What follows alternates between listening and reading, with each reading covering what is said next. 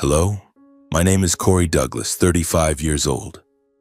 I'm standing in front of the massive wrought iron gates of my grandfather's mansion, my fingers slipping into the pocket of my old jacket, feeling the worn fabric that's been with me for a decade. The June breeze blows through the ancient oak trees in Ware, Georgia, carrying the scent of pine and memories. I take a deep breath, trying to steady myself. My 2005 Ford pickup, with its peeling silver paint, sits alone among a row of gleaming luxury cars under the afternoon sun. Mercedes BMWs and a shiny new Tesla that I'm guessing belongs to my brother, Jake. The annual Douglas Family Conference is about to begin. And as always, the feeling of being an outsider among my own kin stirs within me. The mansion before me is more than just a house. It's a symbol of the Douglas family, built from the sweat and ambition of my grandfather, Walter Douglas. The moss-covered gray stone walls, the faded red-tiled roof, and the stained glass windows glimmer as if recounting the story of a timber and construction materials empire that made the Douglas name legendary in Ware since the 1950s. But today, this house is no longer the warm gathering place my grandfather once dreamed of. It has become an arena, a stage where my relatives flaunt their wealth, investment portfolios, and sly jabs aimed at the poor one like me. I tighten my grip on the new leather briefcase, the only thing that doesn't match my outfit: a light blue dress shirt, faded jeans, and scuffed brown leather shoes. Inside the briefcase is the secret I've kept for 3 years, documents proving I'm not the failure my family thinks I am. I'm ready to change the way they, especially my father, Henry Douglas, see me. But my heart is pounding, not out of fear, but from the smoldering anger mixed with the pain of years spent being mocked and belittled in this very house. "Corey, late again, huh?" a voice calls out from the porch, snapping me out of my thoughts. Jake, my older brother, stands there with a smirk, holding a glass of red wine, his perfectly tailored gray suit accentuating his tall frame. He's the spitting image of our father, from the icy stare to the condescending tone. "Come on, that rusty truck still runs? I bet you've spent a fortune keeping it alive." I give a faint smile, stepping through the gate, trying not to let his jab get to me. "It still gets me here, Jake. That's enough," I reply evenly, though inside I want to shout that this truck carried me through the toughest days when I started my business from nothing, when this entire family turned their backs on me. Inside the mansion, the air is thick with the scent of expensive perfume and the sound of boisterous laughter.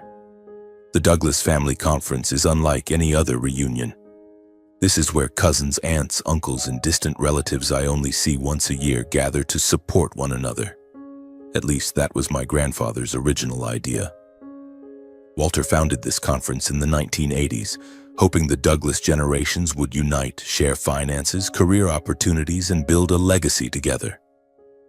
But when he passed away in 2005, everything changed. My father, Henry Douglas, who inherited the role of presiding over the conference, turned it into a stage for boasting, where wealth determines a person's worth. I step into the grand living room where light from the crystal chandelier bathes the elegantly dressed faces. My cousin Sophia, in a tight red dress and a sparkling diamond necklace, is talking about her Maldives vacation.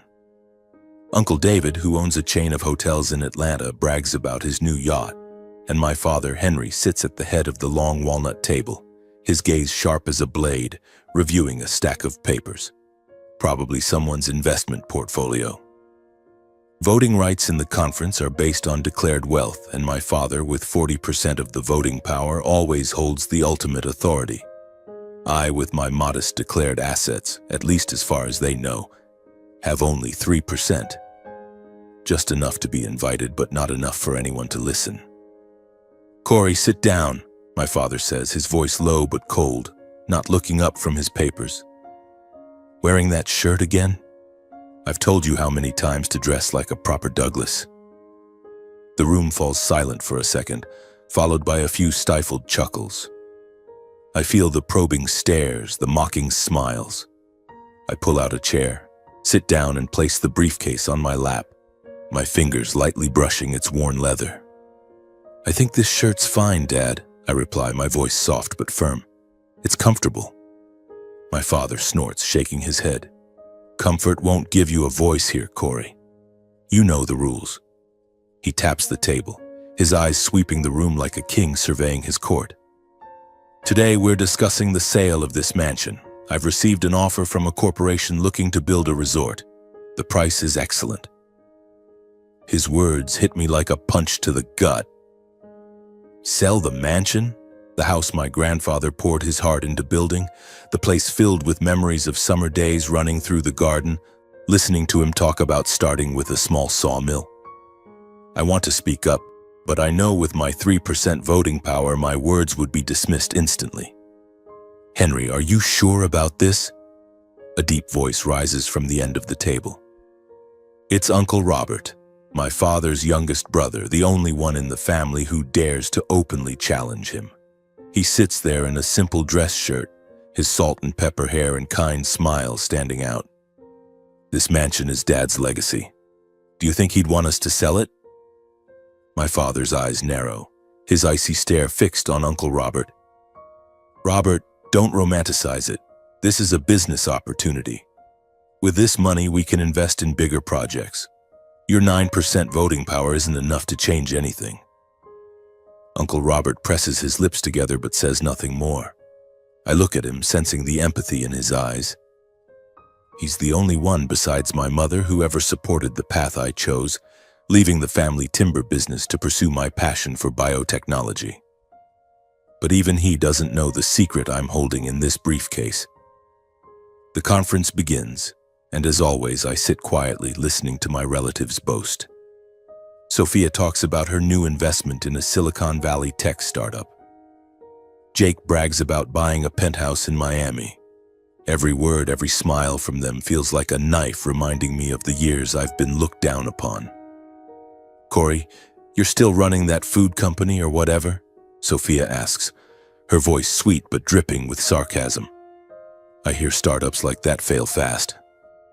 I smile, nodding. It's doing fine, Sophia, thanks for asking. But inside, I'm counting down. 2 days from now, at the final meeting, I'll reveal the truth that my sustainable food startup, the one they mocked, is now valued at hundreds of millions of dollars. That I, Corey Douglas, the family's supposed failure, hold $95 million in assets, roughly 40% of the voting power. And that I'll use that power to protect my grandfather's legacy. That night, I lie on the old bed in the small second-floor room of the mansion, listening to the crickets chirping in the garden. The briefcase sits beside me, a reminder of tomorrow. I think of my mother, who always believed in me, and my grandfather, who taught me that true value lies not in the money in your bank account, but in how you live and what you leave behind. I close my eyes, feeling anger and determination rise within me. 2 days from now, this family will know who Corey Douglas really is. I wake up as the first light of dawn filters through the thin curtains of the small room in the mansion. The cheerful chirping of birds in the garden reminds me of childhood summer mornings when I was a barefoot boy running across the lawn, clutching a homemade kite, with my grandfather Walter by my side. Back then, this house wasn't an arena of scheming and boasting. It was a place where I felt love, connection, and the simple lessons my grandfather etched into my heart. But this morning, as I sit up, slip on my old leather shoes and glance at the leather briefcase on the table, I know those memories are now just a faint glow in a family that has changed. I walk down the wooden staircase, each creaking step telling the story of the Douglas family, a story I know by heart, not just because I'm part of it, but because it's been the driving force behind my quiet pursuit of my own path. The Douglas family wasn't always about driving luxury cars, flaunting investment portfolios, or vying for voting power. We were once workers, dreamers with nothing but our bare hands, and it all began with my grandfather, Walter Douglas. I sit down at the breakfast table in the spacious kitchen where the aroma of coffee mingles with the rustle of the newspaper Uncle Robert is reading. It's just the two of us here. The rest of the family, as usual, prefers to sleep in or dine in the formal dining room with its silk tablecloths and silver cutlery. Uncle Robert looks up, smiling at me, his warm eyes seeming to ask, "You okay, Corey?" I nod, grabbing a piece of toast, but my mind drifts to the past, to the man who built all of this. Grandpa Walter was born in 1925, raised in a poor farming family on the outskirts of Ware, Georgia. Back then, Ware was a small town where people lived off farming or working in sawmills. Grandpa had nothing but the strength of his hands and a head full of ideas. At 18, he enlisted, fought in World War II, and returned in 1945 with not only war scars but an ironclad resolve to build a better life for his future family. He started with a small sawmill, bought with a bank loan and the little savings he'd scraped together from odd jobs. "Nobody believed in me, Corey," he once told me, his eyes lighting up as he recalled those early days. "They said I was crazy to think a country boy could compete with the big shots in Atlanta. But I wasn't doing it for the money. I was doing it to leave something for my kids and grandkids." Grandpa's sawmill grew quickly. He didn't just sell lumber, he innovated, creating new building materials like fire-resistant plywood and treated wood that could withstand Georgia's humid climate. By the 1950s, Douglas lumber had become a household name in the American South. Grandpa didn't stop there. He invested in land, buying forests to secure a timber supply, and built modern manufacturing plants. By the time I was born in 1990, the Douglas family was an empire, with this mansion, designed by Grandpa himself, as a symbol of his success. But what I admired most about Grandpa wasn't his wealth or fame. It was the way he lived. He always wore simple flannel shirts, drove an old pickup truck, and spent time teaching me how to build tables and chairs in the woodworking shed out back. "Money is a tool, Corey," he'd say, his voice warm and steady.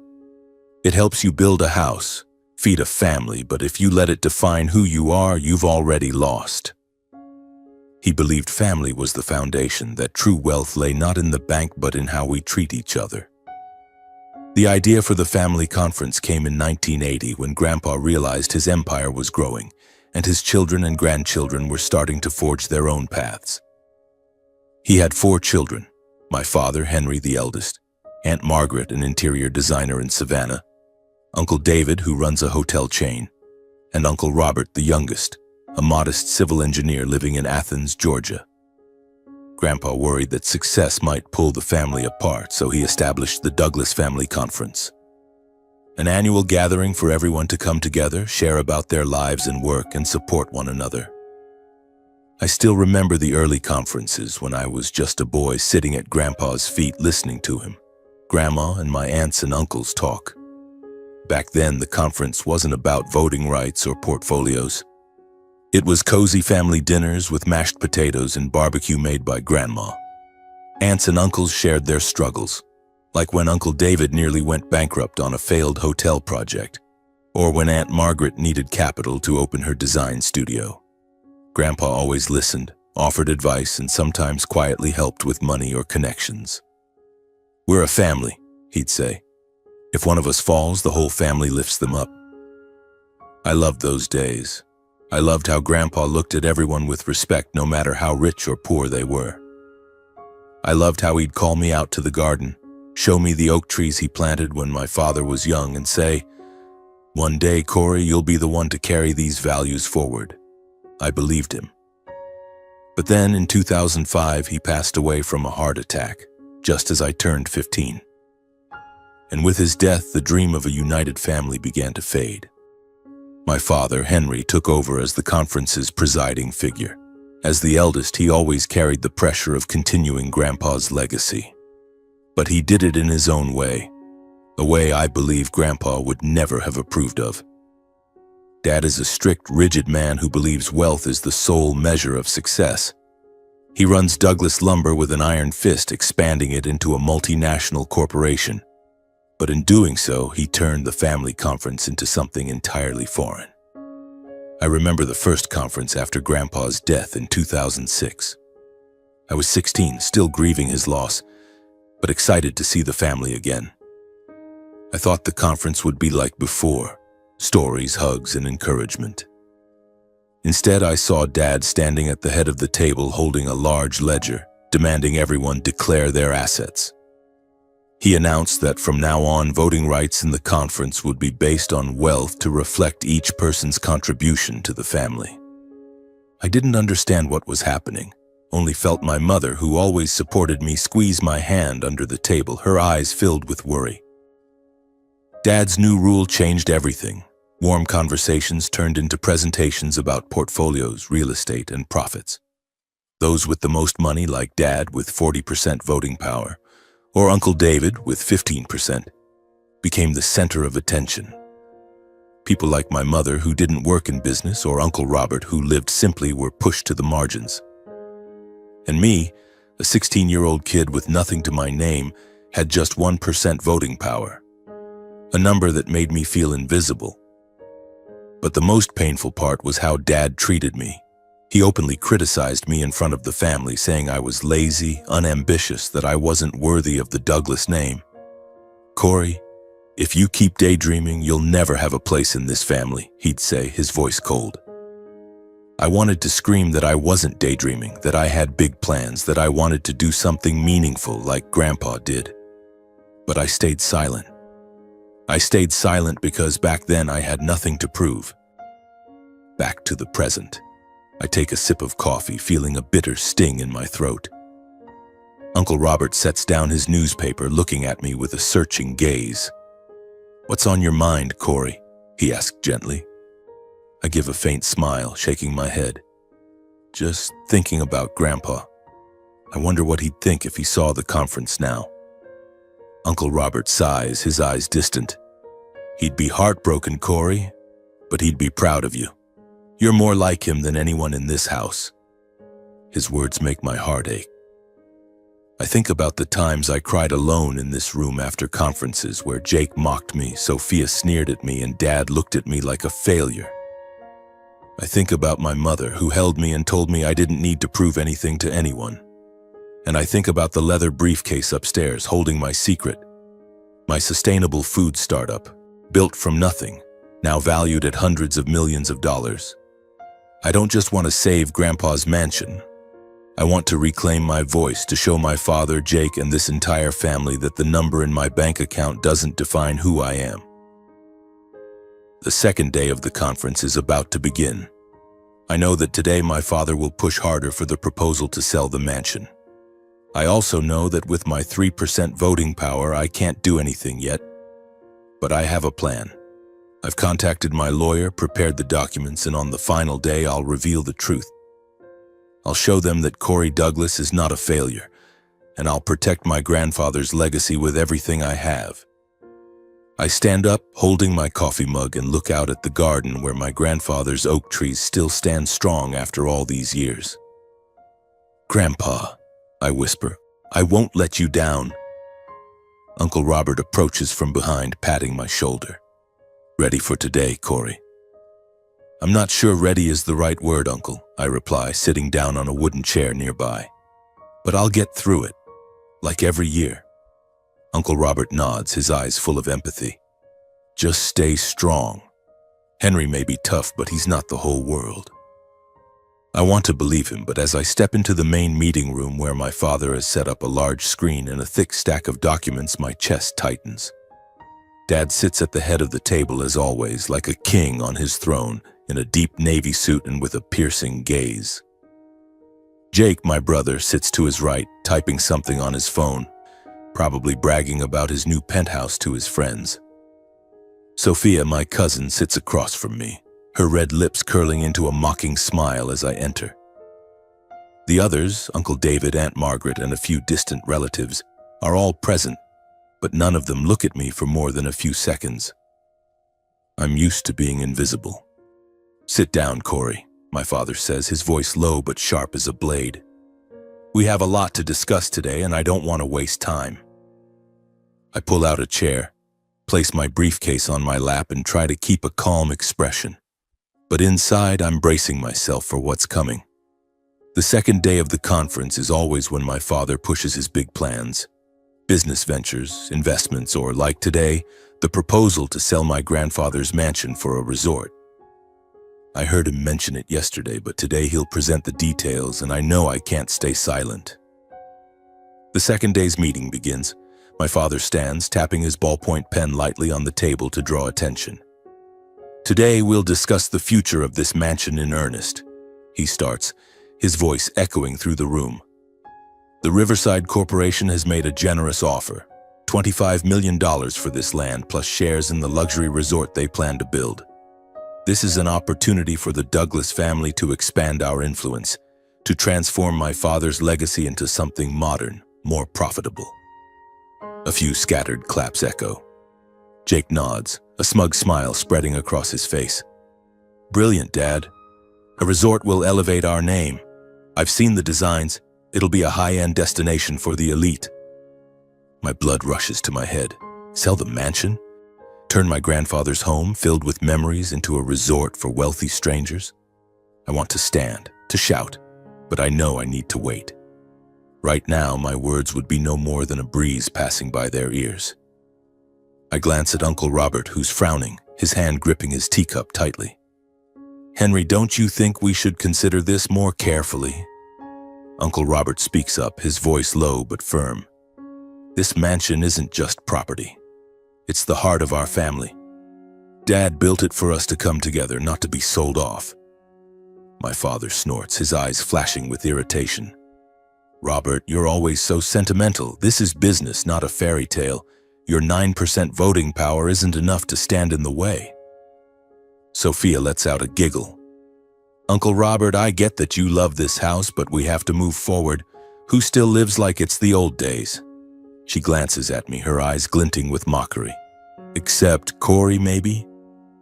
The room erupts in laughter. Jake claps, looking at me with a wicked grin. Exactly, Corey. You're still living like Grandpa, aren't you? With that rusty pickup and that shirt from the last century? I grip my briefcase tightly, forcing myself to stay calm. I live the way I think is right, Jake, I reply, my voice steady but cold. Not everyone needs a Tesla to feel important. The room falls silent for a moment, then Jake bursts out laughing. Listen to that tone. Still bitter about not having money, Corey? Maybe you should sell that pathetic food company of yours and scrape together some cash for a decent suit. Jake's words cut like a knife. My face burns, but I don't respond. Not because I have nothing to say, but because I know my moment hasn't come. Tomorrow, when I reveal my $95 million in assets, equivalent to about 40% voting power, Jake won't be laughing anymore. My father bangs the table, cutting off the exchange. Enough, Corey. If you have nothing to contribute, stay quiet and listen. We're discussing serious matters. I bite my lip, feeling as if I've been slapped. But a memory from another conference 5 years ago floods back, vivid and painful as if it happened yesterday. In 2020, I was 30, 3 years into starting my sustainable food company. The business was growing, but I lived frugally, saving every penny to invest in research. That year's conference took place as the family's timber company, Douglas Lumber, faced challenges due to a volatile construction materials market. My father, as chairman, proposed a risky strategy, taking on a massive loan to invest in a new lumber plant in South America, where labor costs were low but political instability was high. I had studied the proposal thoroughly.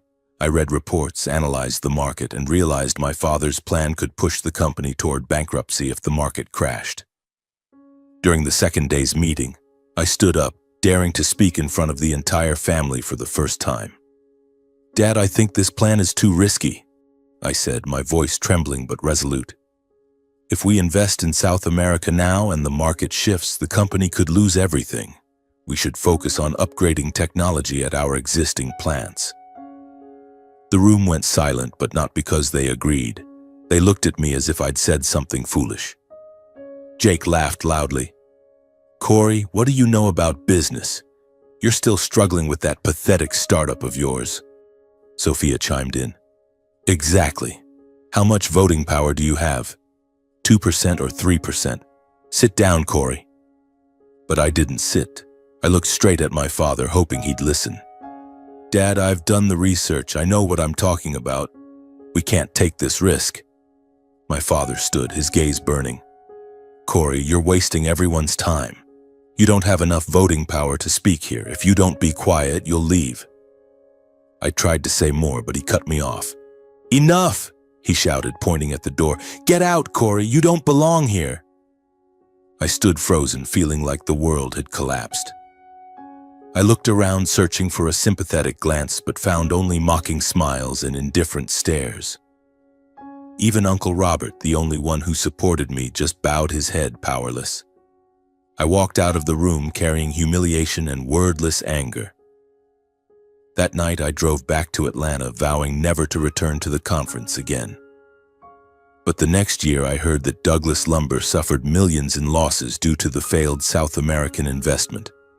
The plant stalled amid political unrest, and the company had to sell assets to pay off debt.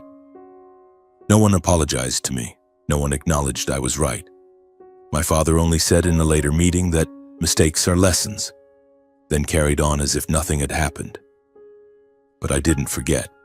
That scar remains, and every time I step into this meeting room, it stings. The memory of 2020 makes me grip my briefcase tighter.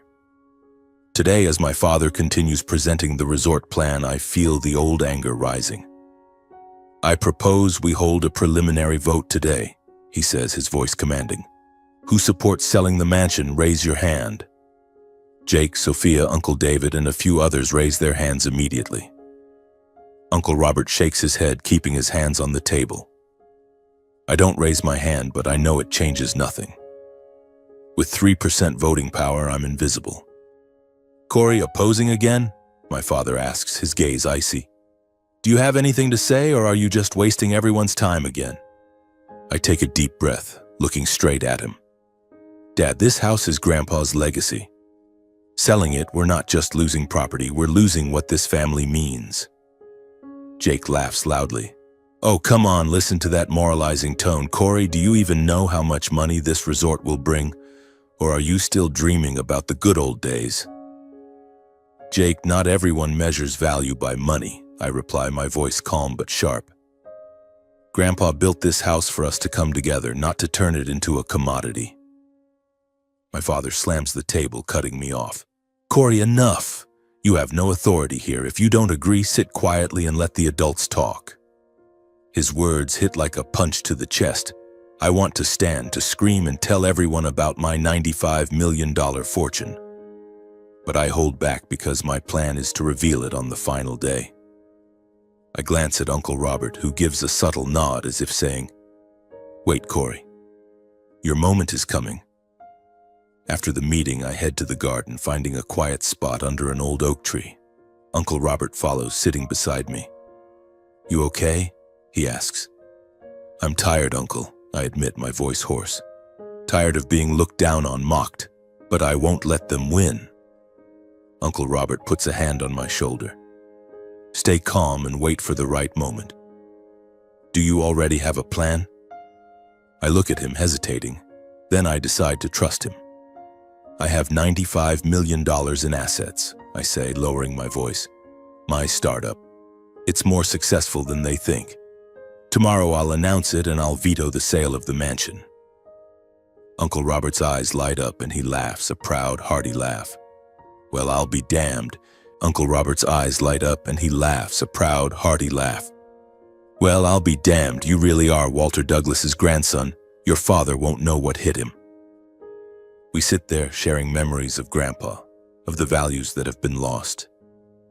I feel a weight lift, as if I've shed a burden. Tomorrow I'll face the entire family, my father and myself. I'll reclaim my voice, and I'll protect my grandfather's legacy. That night, I lie on the old bed in the small room, moonlight filtering through the curtains, casting a glow on the leather briefcase sitting on the table. The chirping of crickets in the garden is like a lullaby, but I can't sleep. My heart pounds not from fear, but from a mix of excitement and anger. Years of being looked down on, mocked, and pushed to the sidelines. It all ends tomorrow. I'm ready.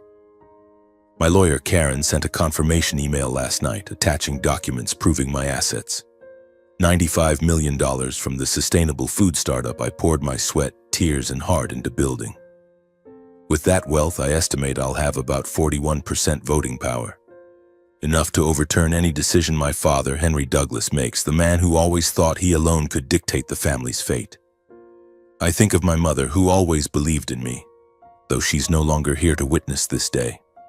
She passed away 3 years ago from cancer, leaving a void in my heart that can never be filled.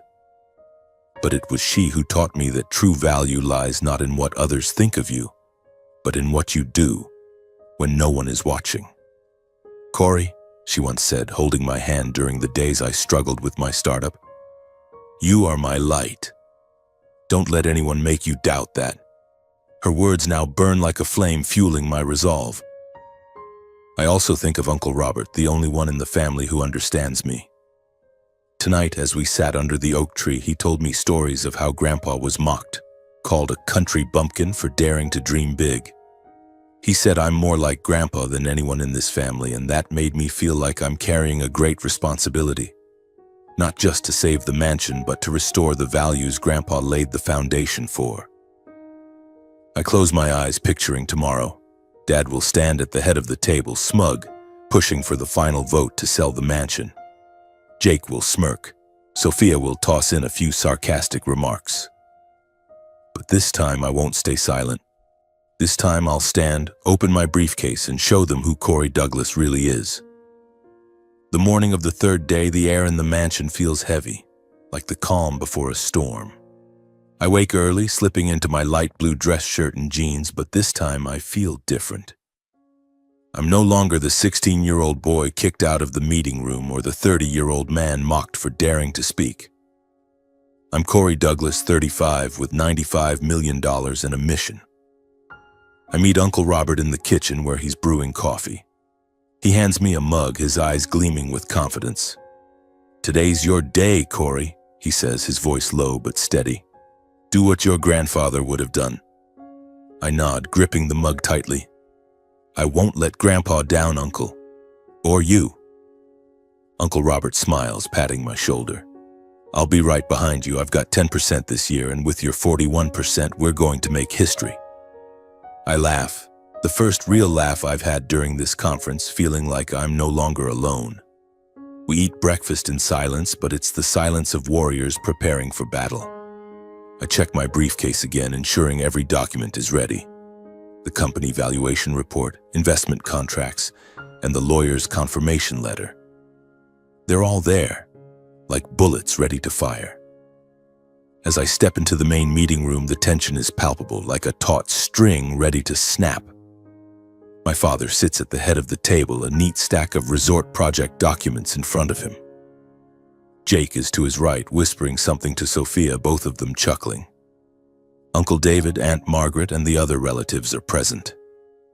I take my seat, the briefcase on my lap like a shield, feeling its weight. Not just physical, but the weight of the years I've silently fought.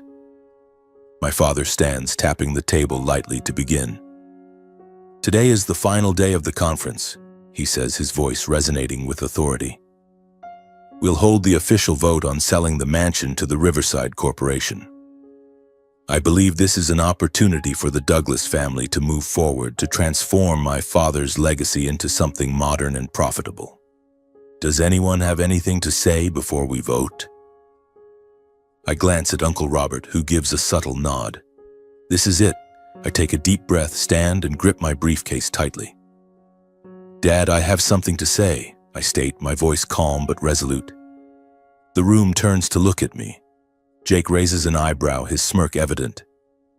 "Oh, Corey, here we go again," he says, his tone dripping with sarcasm. "You gonna tell us about your failed startup or what?" Sophia giggles, covering her mouth with a diamond-ringed hand. "Let him speak, Jake. Maybe he's here to beg for more voting power?" My father crosses his arms, his gaze cold. "Corey, if you're going to repeat that sentimental nonsense about legacy or family values, sit down. We don't have time for that." I don't sit. I lock eyes with him, feeling every ounce of pain and belittlement from the past 10 years rising in my chest.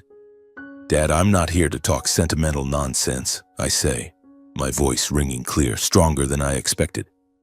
"I'm here to talk about the truth, and I have proof." I open the briefcase, pulling out the meticulously prepared documents. The room falls silent, the only sound the rustle of paper as I place them on the table. This is the valuation report for my company. I begin, my voice steady but powerful. The sustainable food startup you all laughed at. It's currently valued at $250 million. My personal assets as of now are $95 million. According to the conference rules, that gives me 41% voting power. The room seems to stop breathing. Jake's jaw drops, his smirk vanishing. Sophia blinks rapidly as if she can't believe her ears. Uncle David leans forward, trying to get a look at the documents. My father, for the first time in his life, looks disoriented. "What are you talking about, Corey?" he asks, his voice slightly trembling.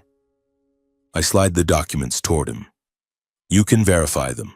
This is the report from an independent auditing firm, investment contracts from some of the biggest funds in Silicon Valley, and a confirmation letter from my lawyer. It's all legitimate. I don't just have 3% voting power like you all thought. I have 41%. Murmurs ripple through the room.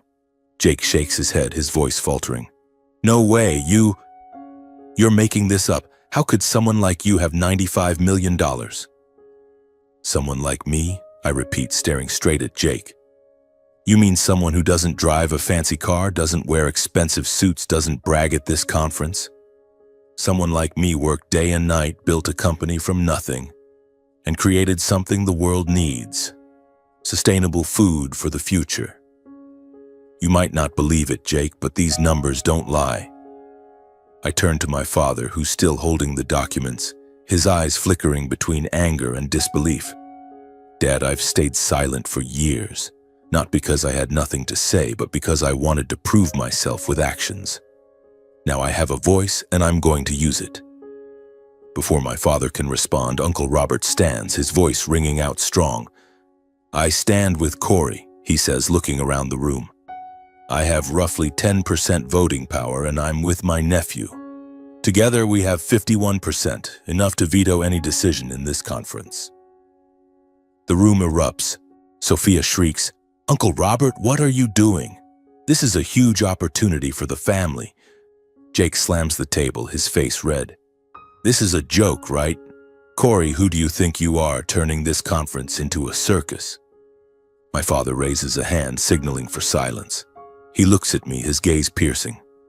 "Corey, you think you can walk in here, wave some papers around, and take control? You might have money, but you don't have experience.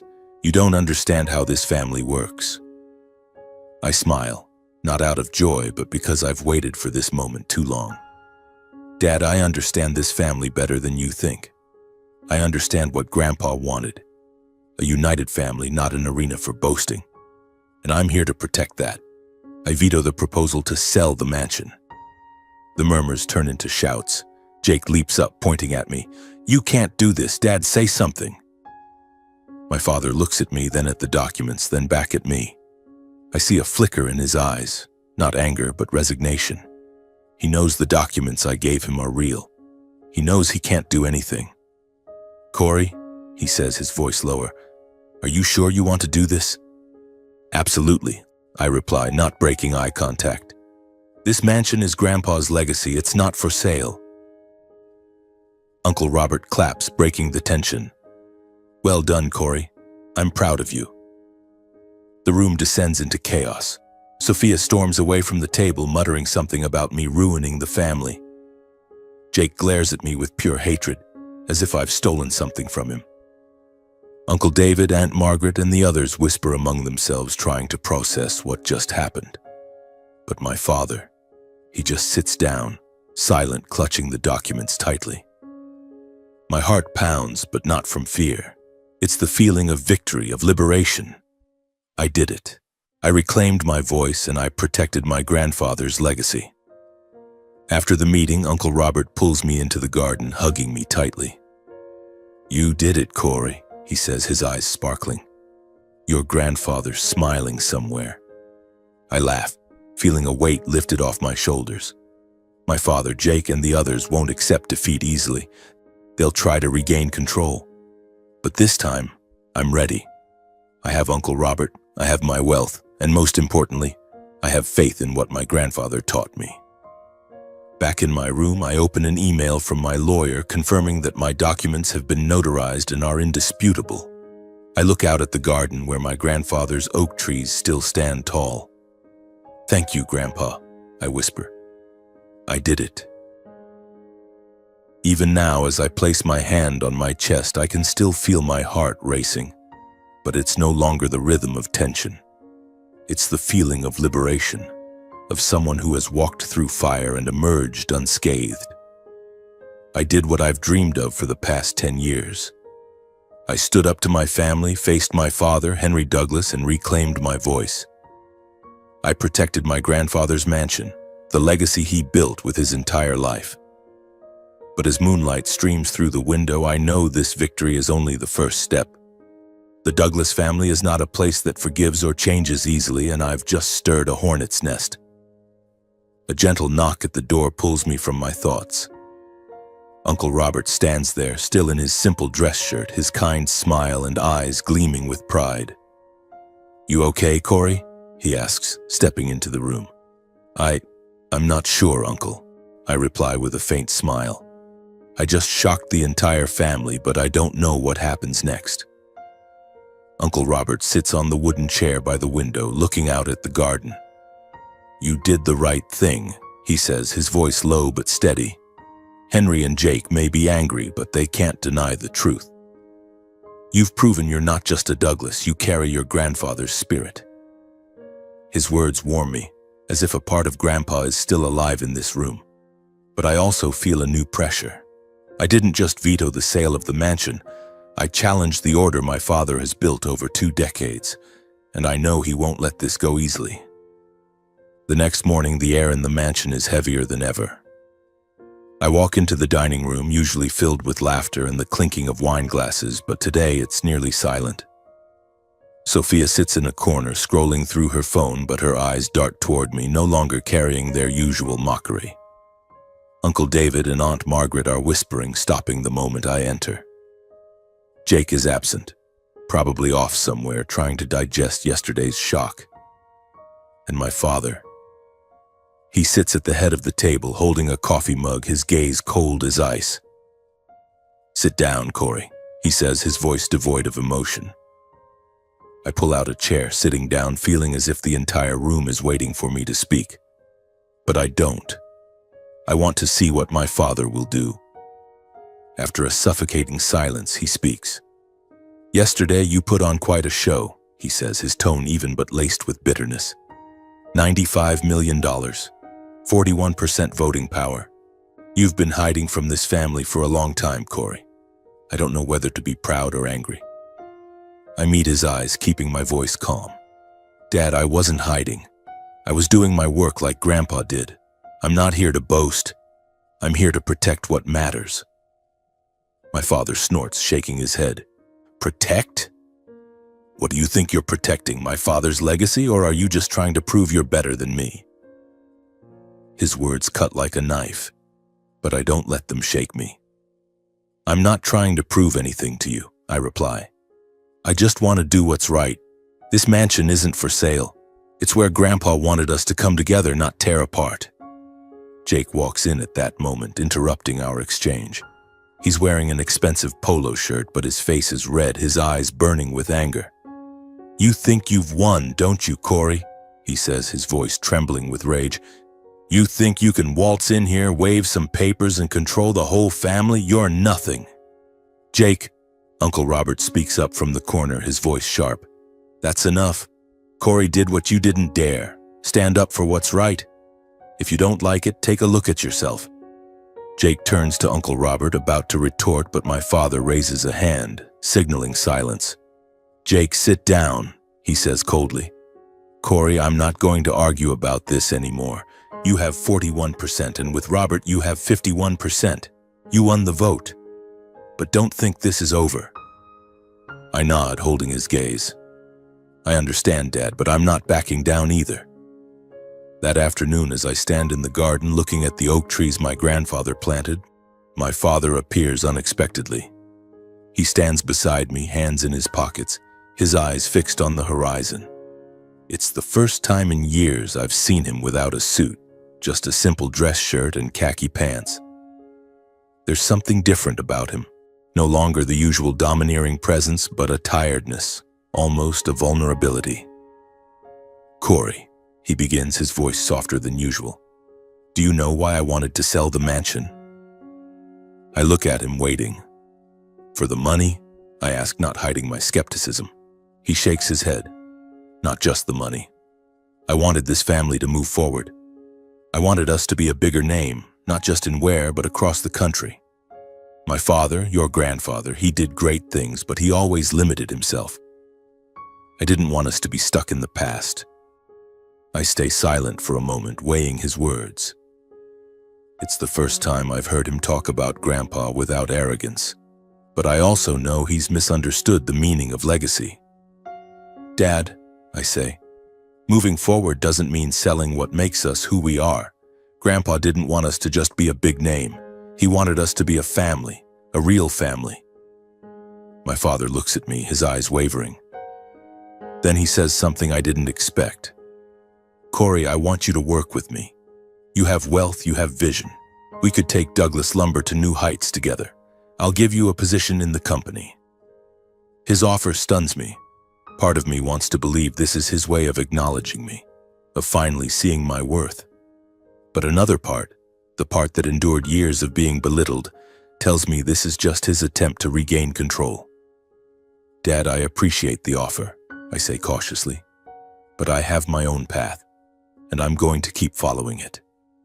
He presses his lips together, says nothing more, and walks away. I watch his figure disappear behind the trees, feeling both relief and a heavy weight. Jake, unlike my father, doesn't take a direct approach. That evening, as I'm preparing to leave the mansion for Atlanta, he knocks on my door. "Corey," he says, a smile on his face, but his eyes cold. "Congratulations. Who would have thought my little brother was a millionaire?" I look at him, not responding immediately. "Thanks, Jake," I say evenly. "Something on your mind?" He steps into the room, sitting on a chair uninvited. "Look, Corey, I don't want us to be at odds. We're brothers, right? Maybe I was a bit harsh over the years, but now that you've got money, we could work together. I have some business ideas, and with your wealth..." I cut him off. "Jake, if you want to work together, it's not because of my money. You never cared about what I do, about my startup, or why I live the way I do. Don't pretend now." Jake stiffens, his smile fading. "You're still bitter, huh?" he says, his voice lowering. "Fine, Corey, but don't think you can control this family forever. Dad will find a way to take back power, and I'll be on his side." He stands and leaves without another word. I watch him go, feeling a familiar disappointment. I had hoped Jake might change, that he'd see me as a brother, not a rival. But perhaps with Jake, that will never happen. Amid the tension with my father and Jake, Uncle Robert is the one bright spot. After Jake leaves, he finds me on the back porch where I'm standing, looking at the oak trees. "You did something great, Corey," he says, his voice full of pride. "I know what it's like to be overlooked. I've lived in Henry's shadow for decades, but today, you gave me hope that the younger generation can change this family." I smile, touched by his words. "I couldn't have done it without you," I say. "You stood up for me when no one else did." Uncle Robert shakes his head. "No, Corey, you led the way. I was just your supporter. But I believe that with you, this family can rediscover what we've lost. The values my father, your grandfather, built." We sit there talking about Grandpa, about the days when the Douglas family was a true family. Uncle Robert tells me stories of how Grandpa helped others, not just in the family but in Ware, from funding scholarships for poor kids to building a community library. "That's his real legacy," he says, "and you, Corey, are carrying it forward." As the conference ends, I leave the mansion with mixed feelings. I've won, but I know this family is still divided. My father, despite his offer to work together, remains domineering. Jake is clearly plotting something, and Sophia and the others still look at me with suspicion. But I'm no longer afraid. I've proven my worth, not just to the family, but to myself. Uncle Robert walks me to my truck, the old Ford pickup still standing alone in the parking lot. "What's your next move?" he asks. I look back at the mansion where my grandfather's oak trees still reach skyward. "I want to make this place mean something," I say. "Not just a house, but a place to carry on Grandpa's legacy, supporting young people like I once was to chase their dreams." Uncle Robert nods, his eyes shining. "I'll be with you, Corey. Always." I start the truck, feeling like a new chapter is beginning. I've saved the mansion, but I know the real journey, restoring the Douglas family and my grandfather's legacy, has just begun. And I'm ready to see it through to the end.